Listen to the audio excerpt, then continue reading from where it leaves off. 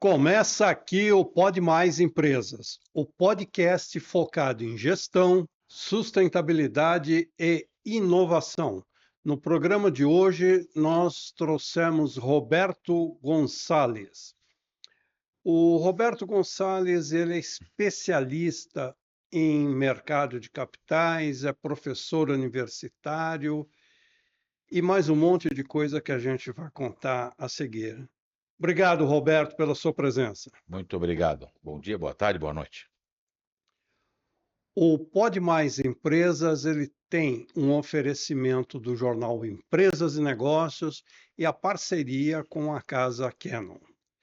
No programa de hoje, nós vamos tratar de um tema que está em voga já faz algum tempo, ESG, que é a sigla em inglês para práticas ambientais, sociais e de governança.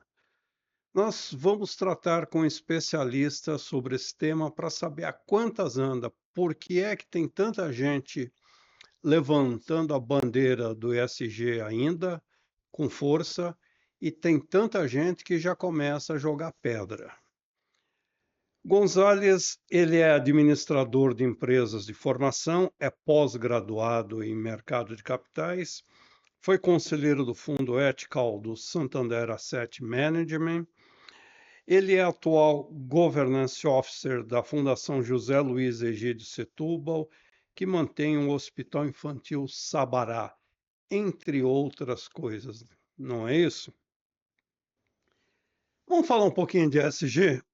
Sim. Como é que surgiu esse modelo e por quê? O que motivou a chegada dele no mercado?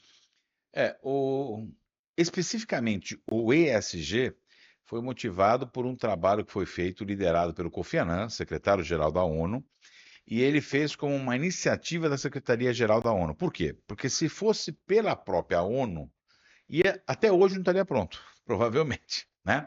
Então ele fez como uma iniciativa da Secretaria-Geral. E o que aconteceu? O mercado financeiro estava dizendo que os valuations não estavam certos.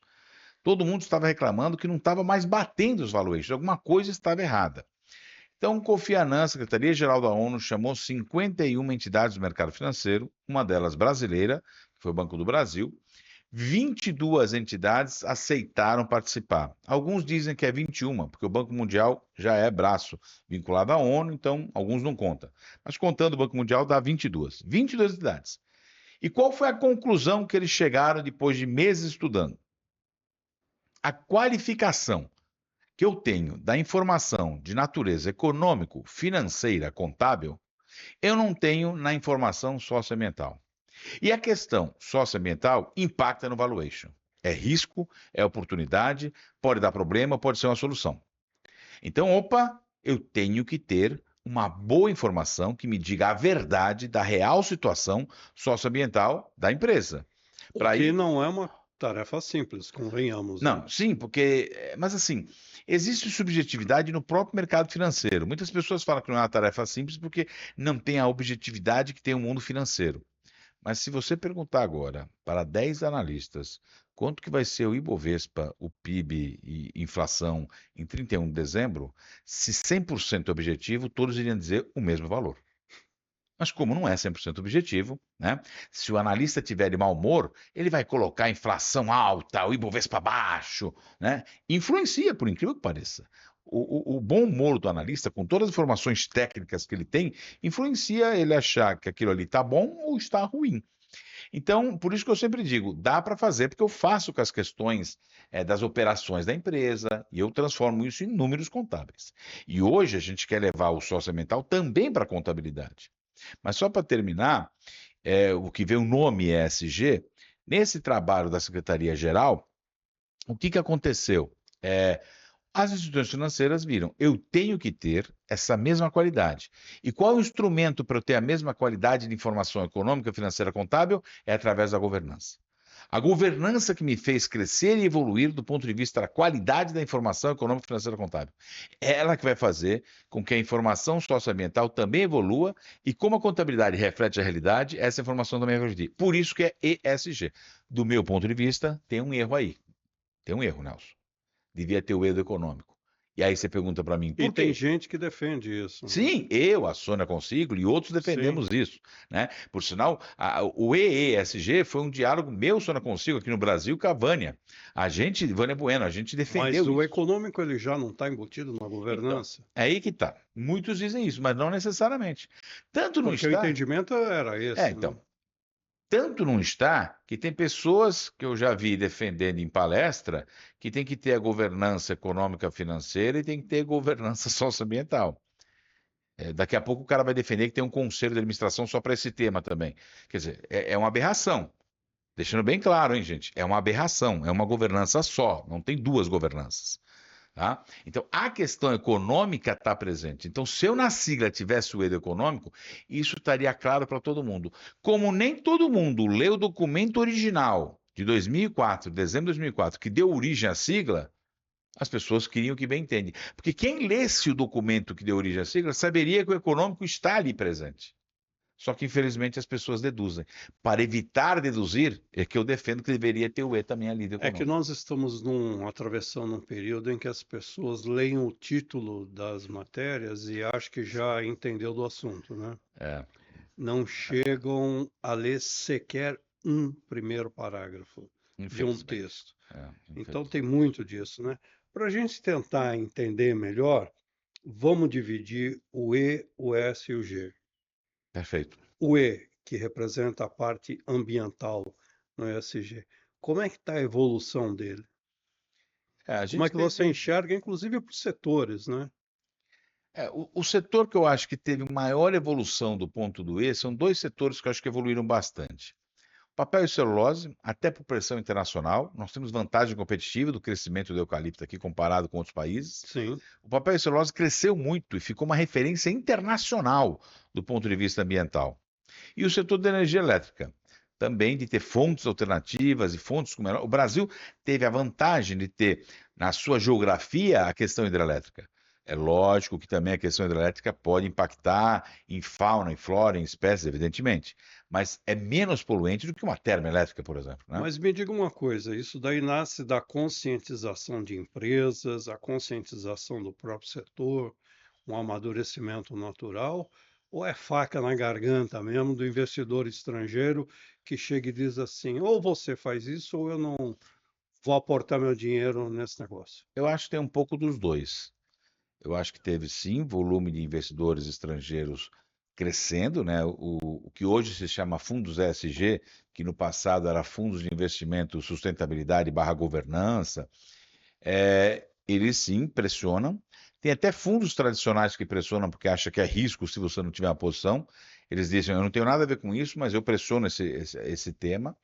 E teve uma conscientização na empresa. Então, por exemplo, o setor de papel e celulose quer ser uma referência internacional, quer estar exportando. Eu tenho que tirar um carimbo de que eu sou poluidor, de que eu sou mal para o meio ambiente.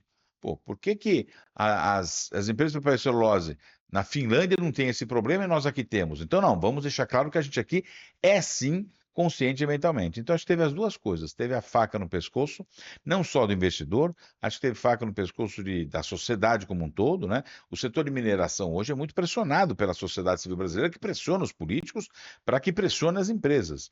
Então, Aliás, motivos para isso não faltam, né? exatamente. Um tem o nome da minha filha, por sinal, que é Mariana.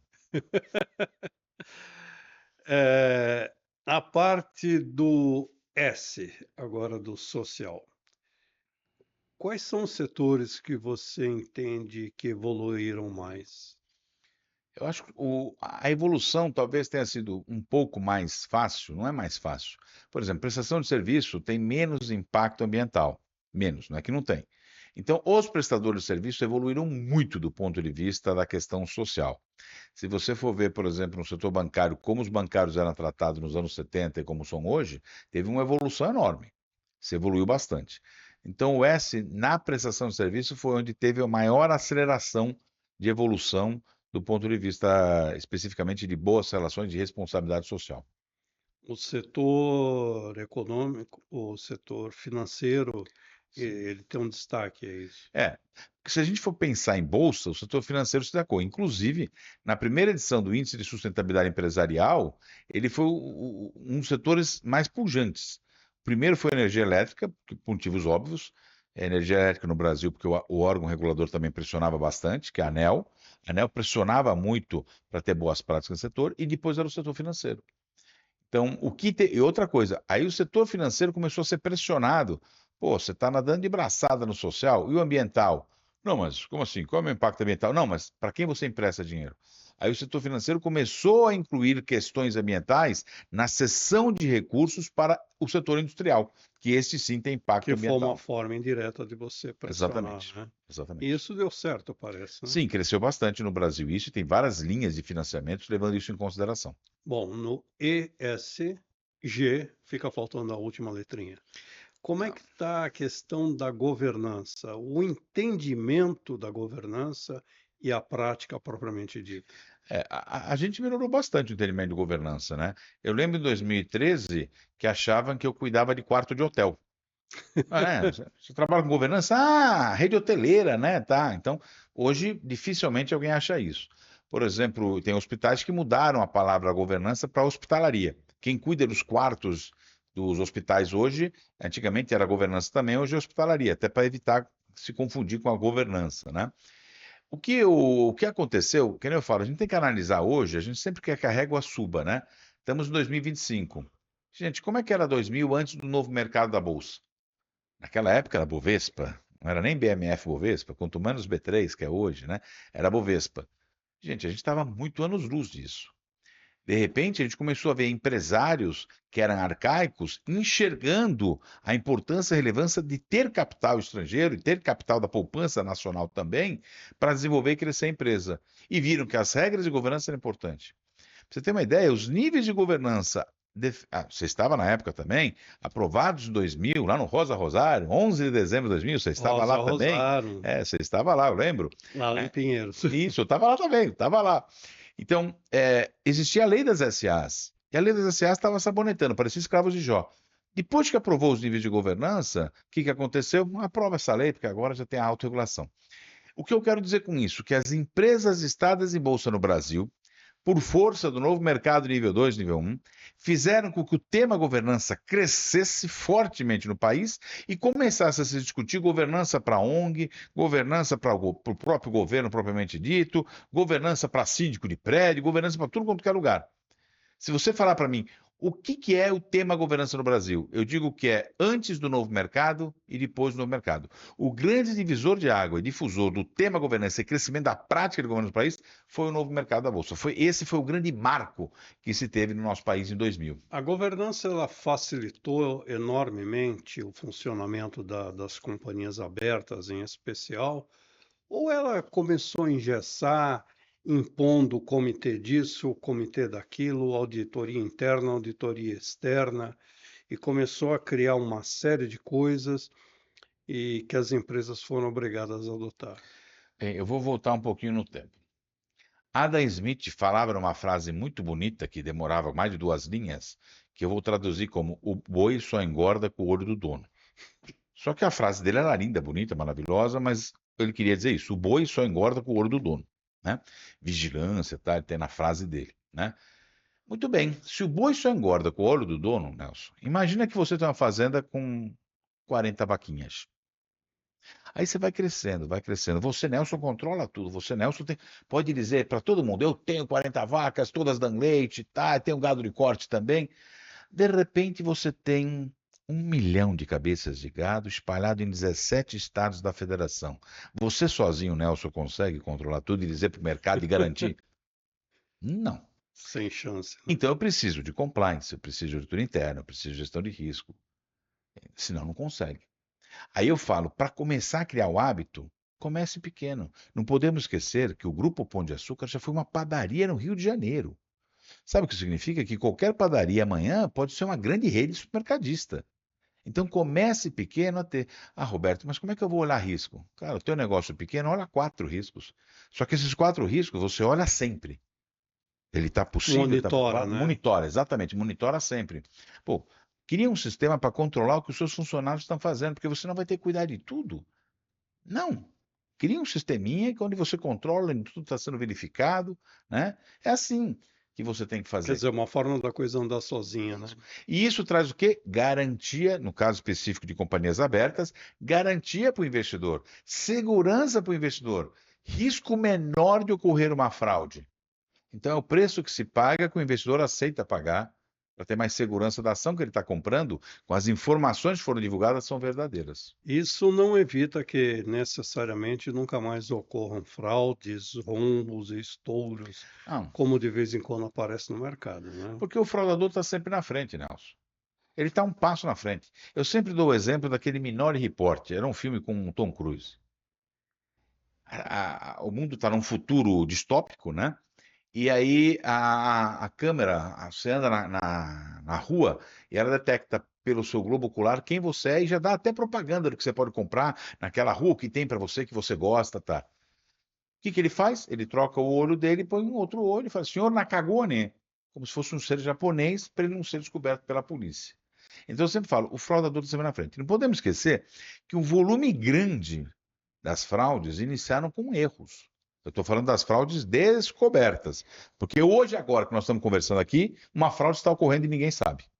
Das fraudes descobertas, um volume maior de 70% começaram com erros.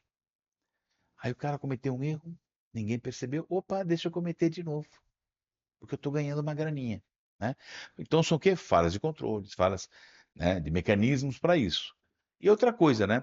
Eu falo que o mecanismo de controle é feito por pessoas que não fraudam. Por isso que hoje várias instituições têm antigos hackers contratados para evitar que seus sistemas sejam invadidos. Porque o cara que nasceu todo certinho não consegue pensar como um fraudador. Então, contratar um Não tem a ex-fraudador. cabeça para isso, né? Eu e você somos honestos, somos íntegros. A gente não consegue ficar pensando em como enganar, em como furtar, porque não é do nosso mindset. Eu costumo dizer, se eu, por hipótese, furar um farol vermelho, certamente eu vou ser pego na primeira tentativa. Então é isso. Então, é comum hoje você contratar ex. Como tem aquele filme americano, tem um livro, Prenda-me se for capaz. O cara que fraudava o sistema bancário foi contratado pelo FBI para pegar fraudadores. E acelerou o processo. Então, eu acho que os Estados Unidos fazem isso muito bem feito, uma das poucas coisas que eles fazem bem feito, e a gente aqui deveria aprender com isso também. E você, concluindo, você acha que a governança é um instrumento válido e ela está consolidada Eu acho que ela como instrumento de fiscalização, é eu um diria. instrumento possível de fiscalização, é um instrumento de melhor tomada de decisão, né? Você toma melhor a decisão, é um instrumento que não adianta dizer assim que eu não vou ter um pouco de custo para ter a vantagem lá na frente, então isso existe. É um instrumento positivo para as organizações crescerem, se desenvolverem, serem estáveis e permanecerem no mercado, né? Porque você tem mais segurança das decisões que estão sendo tomadas. A governança contribui para isso. Mas vou deixar claro, cuidado também. Se você colocar só pessoas sexagenárias, só pessoas com 80 anos no teu conselho, e você falar, não quero saber de inteligência artificial, não tem governança que te segure. Você vai quebrar. Quer dizer, você necessariamente tem que estar up to date com o mercado, né? Vamos falar sobre a era Trump. O que esse novo governo dos Estados Unidos está mudando? Não só no próprio país, mas como influenciando o resto do mundo. Isso a gente entra no nosso segundo bloco. Até já. Empresário, chegou a hora de você publicar o balanço de sua empresa e manter a boa governança corporativa. Consulte a sua agência para veiculação no jornal Empresas e Negócios.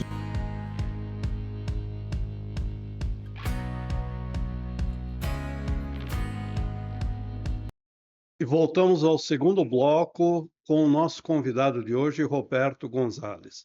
Ele está falando sobre ESG. Roberto, me diga o seguinte, como é que está essa situação de governo Trump querendo sair fora de um monte de compromisso que os Estados Unidos assumiram perante o mundo, perante vários órgãos?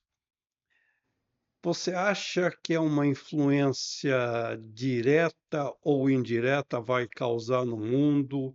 Vai causar algum espanto? Você classificaria isso daí como algum retrocesso, como tem sido largamente utilizado por alguns setores da economia? Retrocesso, acho que cai bem. Não podemos esquecer que o Trump já saiu do Acordo de Paris no primeiro mandato, depois o Biden voltou para o Acordo de Paris, as empresas já estavam se posicionando diante disso. Não podemos esquecer que quando o Trump saiu do Acordo de Paris no primeiro mandato, muitas empresas falaram: "Não, ele está saindo, mas eu não estou saindo", as empresas, né? Agora ele se Porque preparou. as empresas enxergavam no longo prazo, né? Exatamente, E e o o mercado mandato dele é internacional, de 4 anos. 4 anos. Agora ele se preparou mais para atingir os objetivos que ele quer como presidente da República, né? Uma sociedade hegemônica, né? É isso que ele quer. Ao ponto de um secretário dele falar que se um juiz votar contra o que o governo está estipulando, esse juiz é do mal, esse juiz quer o pior do país. Quer dizer, o conceito de democracia é meio complicado, né? Porque é normal que um juiz vote contra, né? Então, dessa vez, esses 4 anos vão ser mais fortes nesse conceito de implantar uma hegemonia do que no passado. Ele tem, diferente da outra vez, ele tem a maioria do Congresso, tanto nas duas casas, na Câmara dos Representantes, que é o nome que lá tem a Câmara dos Deputados, e no Senado, né? Mas tem uma coisa que eu sempre penso e me dá um acalento.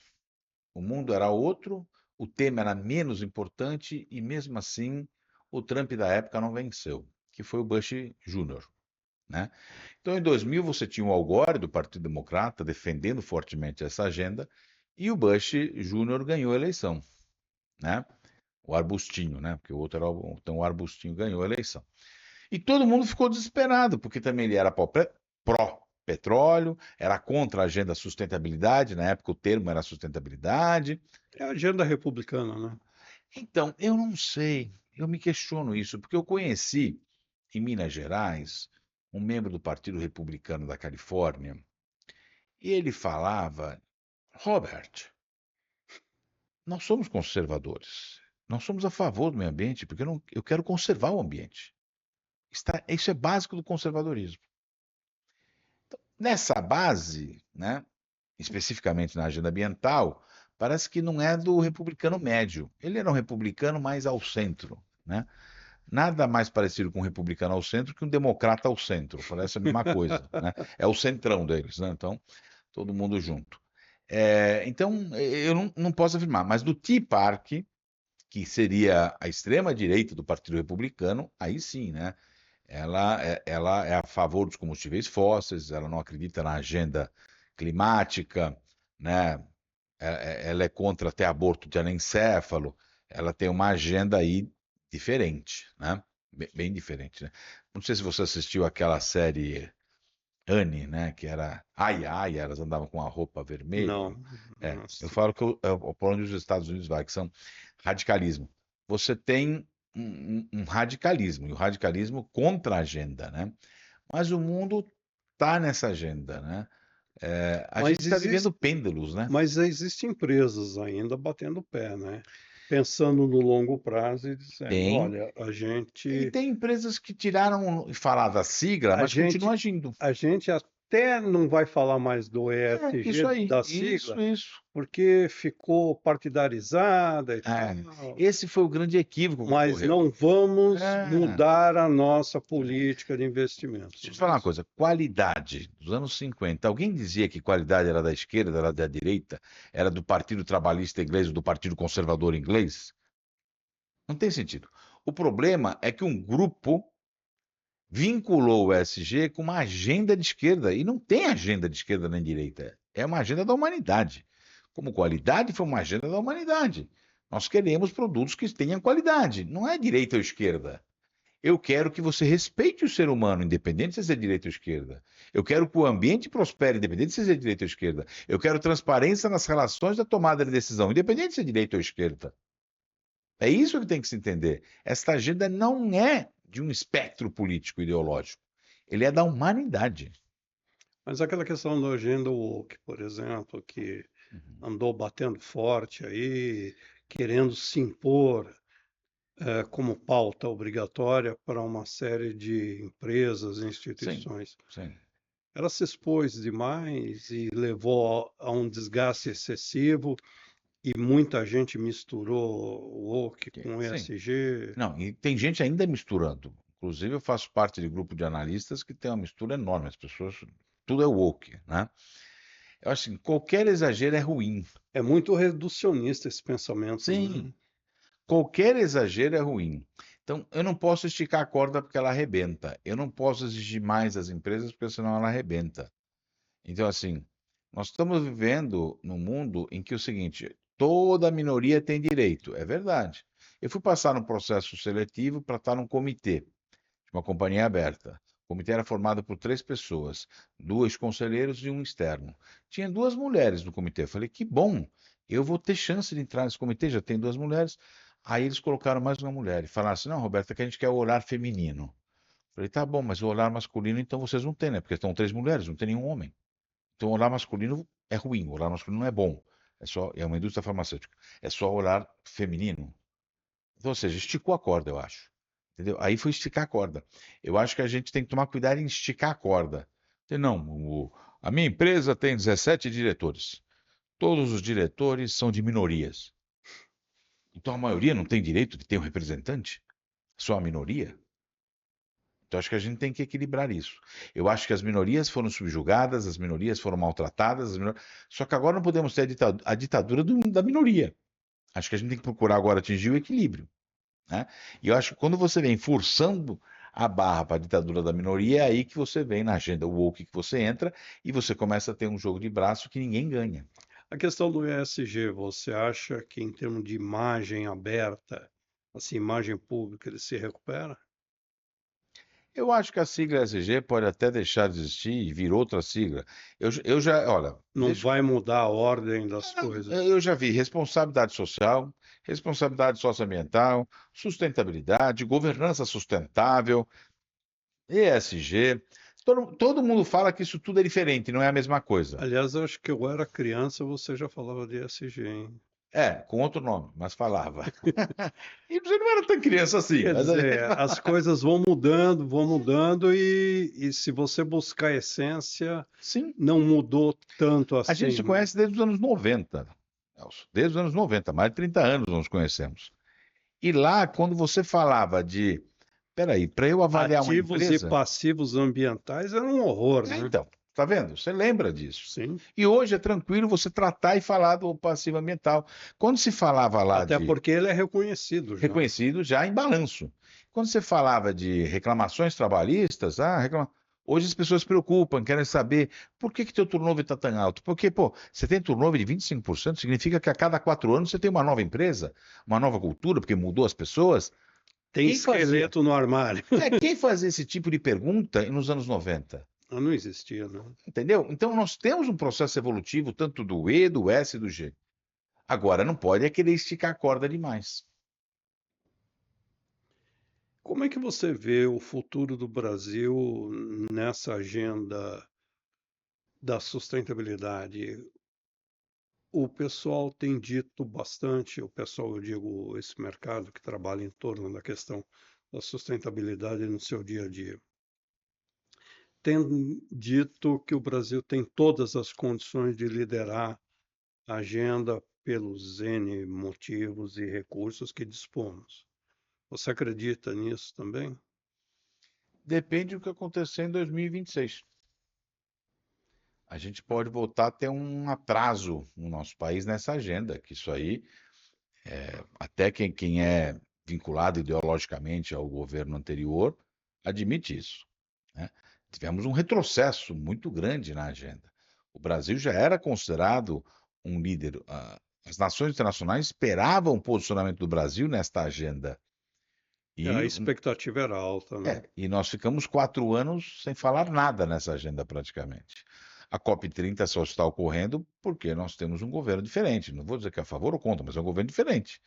Se fosse o anterior, não tinha. Então, eu acho que as empresas vão continuar, essa agenda vai continuar, só que assim, o que eu percebi, tendo um governo refratário, essa agenda anda bem devagar no Brasil.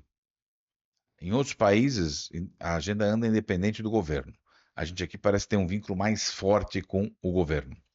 Então, um governo refratário, a agenda continua andando, mesmo que o governo ande contra, mas anda devagar. Agora, desde Porque isso daí é uma questão internacional, né? Deixou de ser localizado, né? não, exatamente. Eu tenho que estar envolvido no. O Brasil perdeu espaço no cenário internacional que está recuperando. Eu gostaria que as pessoas entendessem que isso não tem ideologia de esquerda ou de direita e que eu tenho que andar nesta agenda. Então, mesmo que em 2026 entre um governo no país mais à direita, eu torço para que não seja extremo, porque todos os extremos são ruins, seja a causa operária da esquerda, que é igual à extrema-direita. Não sei se você já viu o discurso do cara da causa operária, parece o discurso do Bolsonaro, parece igual, né? Então, que entre um governo à direita, mas que entenda que esta agenda é relevante e importante para o desenvolvimento do país. No viés de direita, no viés liberal, ok, sem problema nenhum, mas não no viés radical. Se entra um governo de direita, que entenda que essa agenda tem que ficar. Por exemplo, o Tarcísio, aqui no governo do Estado de São Paulo, parece que entende um pouquinho melhor do que o outro que foi presidente da República. Ainda é distante? É, mas entende um pouquinho. Então, assim, temos que entender que essa agenda não é esquerda nem direita, é uma agenda importante, civilizatória para o Brasil e para o mundo. Na COP30, que nós vamos ter em breve Em Belém. em Belém do Pará. Onde o pessoal lá está abusando, né? Cobrando 200 mil uma diária, mas tudo bem. Pois é, tá um negócio escandaloso, né? Escandaloso. Brasileiro sempre tem um jeitinho, né? Tem que esculhambar a coisa antes de começar, né? O que a gente pode avançar em termos de políticas públicas nessa, nessa pós-COP30? As, Você tem alguma expectativa favorável? Você que tem uma influência boa no mercado de capitais, que está sempre conversando com as pessoas sobre governança corporativa. as COPs sempre trazem alguma transformação. Às vezes elas são escadas para a COP seguinte, né? As COPs antes do Acordo de Paris foram escadas para a COP que originou o Acordo de Paris. E quando o pessoal sente que vai travar a discussão, eles É, tiram o pé e jogam para a para a próxima mesmo, próxima coisa, exatamente. intencionalmente, né? Para ver se aí você faz os ajustes. A gente está tendo uma participação muito forte da sociedade civil, isso é importante para os governos verem o que a sociedade civil quer, né? É, por exemplo, para mim, a sociedade civil americana quer o nacionalismo americano de volta, o fortalecimento do nacionalismo americano, mas ele não quer perder agendas que são importantes para a humanidade. Eu não imagino um cidadão médio americano não querer que o mundo exista. Não dá para viver só os Estados Unidos sem o resto do globo. Não existe essa possibilidade, Embora né? tenha gente que pense nisso, né? É, A gente sabe que tem. é verdade. O mundo não é, se não é bom para nós, não é bom para o mundo, né? Pois é. Então, então a COP traz isso. O fato dela existir põe isso na agenda forte, em discussão. O Brasil, acho que a gente está tentando compreender e entender que isso é relevante para as instituições, independente dela ser do primeiro setor, do segundo setor, do terceiro setor. Independente de ser governo, independente de ser empresas, independente de ser sociedade civil organizada. Era o momento de se fazer uma grande aliança nacional agora, em prol dessas questões, fechar a questão mesmo, ir para a COP30 com o discurso pronto? Isso seria um ato de inteligência e sabedoria dos três setores juntos, de andarem juntos. Eu acho que talvez tenha algumas pautas que você vai conseguir unir a sociedade civil organizada, as empresas e o governo. Outras não. Mas naquelas pautas que tem convergência, eu acho que deveria agir como você acabou de falar. Ela seria muito mais forte e o papel do Brasil mais premente na própria COP que se realiza no Brasil. Você que é conselheiro de empresas e está sempre circulando pelas companhias brasileiras, de alguma maneira, você acha que as organizações empresariais têm essa mesma percepção? Muitas organizações empresariais entenderam que isso é relevante e premente para que a humanidade exista, né? Então, você falar assim, existe empresário como o chefe do Dinossauro, daquela série Dinossauro, que quer dinheiro, dinheiro, dinheiro, e o mundo está acabando, ele continua querendo dinheiro, dinheiro, dinheiro, e aí não tem onde gastar o dinheiro? Tem. Ainda tem empresários que são um ogro. Ainda tem bastante empresário ogro. Mas o volume de empresários que entenderam a importância, a relevância de ter governança, de ter uma ação ambiental forte e social, cresceu assustadoramente. Os ogros são minoria hoje, do meu ponto de vista. Se entendeu que eu tenho que deixar essa organização para os meus filhos, mas eu tenho que deixar um planeta para os meus filhos. Então eu tenho que fazer a minha parte. Então, por exemplo, hoje tem água do rio, o rio está vindo, entra na empresa e a água sai melhor do que ela entrou, devido ao tratamento que é feito na empresa. Isso é magnífico, isso merece palmas, né? Você hoje tem tratamentos, home office, etc., de qualidade de vida. Se fala hoje forte nas empresas em qualidade de vida.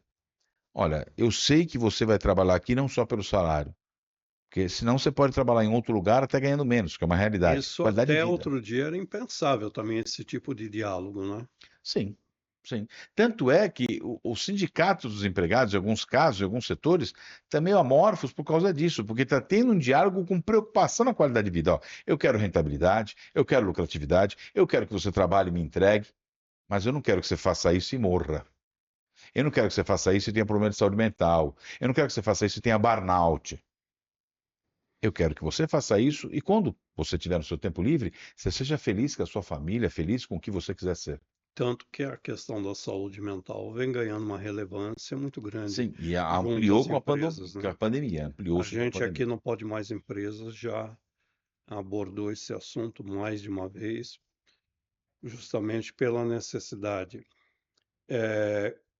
Isso acaba sendo um sinal de maturidade, né? Sim, Agora, muita gente ainda não tem a percepção de falar de sustentabilidade, que o ser humano tem que ser a figura central. Não adianta você ficar discutindo toda a periferia do tema e não colocar o humano como sim, valor central, né? sim. Senão essa é sustentabilidade do ok para quem, né? Não adianta. É que nem uma vez uma pessoa falou assim que uma árvore de mogno ia valer US$ 1 bilhão. Eu falei, então me avisa quando isso vai acontecer, porque o planeta deixou de existir. Não tem sentido. Tem coisas que as pessoas têm que parar e pensar para ter sentido. Então o que você falou o cerne é o ser humano, né? A gente já teve nos anos 70 aqui no Brasil, o ser humano ia no banheiro, ele ficava sentado no banheiro, a porta era aqui e em frente eram pessoas trabalhando. Qual era o objetivo? Que isso iria constrangê-lo de propósito, para ele ficar menos tempo no banheiro e voltar a trabalhar. Hoje isso é proibido, mas já teve essa realidade, né? Então, o ser humano é o principal agente, inclusive para melhorar a condição ambiental. Porque ele, por exemplo, se em nossas casas a gente não reciclar o lixo, isso é um problema da humanidade. Não pode tudo pro lixão. Tudo bem que já tem Você empresas de vai energia que faz. sacrificar terrivelmente o Sim, sistema, como vinha sendo feito até vamos colocar aí 20 anos para trás, você tinha essa problemática ainda, né? sim. Então é importante isso. E assim, eu fico feliz que eu vejo as novas gerações. Imagina eu com 7 anos, eu vejo meu pai, a torneira aberta, ele pega para enxugar a mão e depois fechar a torneira. Eu não ia falar nada, provavelmente. Minha filha hoje está com 14, mas ela com 7 anos me viu enxugando a mão com a torneira aberta e me deu uma bronca como se fosse uma adulta falando comigo. E eu fiquei feliz. Que maravilha, Eu né? fiquei Que feliz. maravilha que as crianças já vêm plugada num outro sistema, né? Ainda bem. Porque elas têm mais essa consciência, têm mais essa vivência, e essa geração um dia, eu espero que dê tempo, vai dar tempo, vai estar no comando dos países, no comando das empresas, vai ter isso aí de algum modo, vai estar presente. Não tem como não estar presente. Está na essência dessas pessoas. Então, fechando o tema sustentabilidade e a sua participação aqui, você deixa um recado final para essas novas gerações que estão chegando, que estão se responsabilizando por alguns incentivos de melhoria do planeta? Deixo. Faça a sua parte. Veja em tudo à sua volta. Então você acordou de manhã, tem uma moça que trabalha na sua casa, dê bom dia para ela. Você saiu, dê bom dia para a pessoa. Isso é um lado humano. O lixo seu, separe o seu lixo. Como é que você toma decisões na sua casa? Dialogando com todo mundo na sua casa. Isso é governança. Comece dentro do seu ambiente. Roberto, isso é possível? É, porque eu cumprimento as pessoas, eu separo o lixo, e lá em casa nós temos o parlamentarismo. Eu e minha esposa temos a maioria do parlamento, mas tudo é conversado com uma menina de 14 anos e já é conversado com outra menina de 3 anos. Inclusive, eu converso com a de 3 anos de joelho para ficar no mesmo nível que ela, para mostrar que não tem hierarquia. Faça no seu ambiente que isso irá prosperar para fora. Falamos com o Roberto Gonzalez, especialista em sustentabilidade. Gonzalez, muito obrigado pela sua presença. Sucesso nas suas atividades pessoais e profissionais. Grande abraço. Obrigado. Um forte abraço, foi muito bom estar aqui com você e rever você, Nelson. E continue com a gente, que tem mais podcast por aí.